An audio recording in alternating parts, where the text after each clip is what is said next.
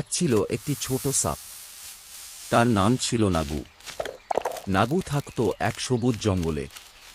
জঙ্গলে অনেক প্রাণী ছিল, হরিণ, খরগোশ, পাখি আর বানর।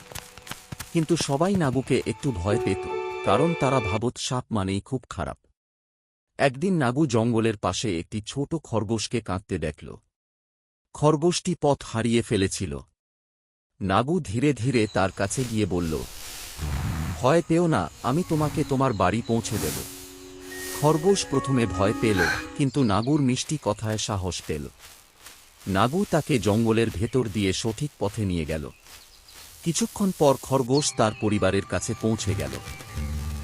খরগোশের পরিবার খুব খুশি হল এবং নাগুকে ধন্যবাদ দিল। সেই দিন থেকে জঙ্গলের সবাই বুঝল, সব সাপ খারাপ নয়, অনেক সাপও ভালো বন্ধু হতে পারে। নৈতিক শিক্ষা, কাউকে শুধু দেখে বিচার করা ঠিক নয়, ভালো মন থাকলেই সবাই ভালো বন্ধু হতে পারে।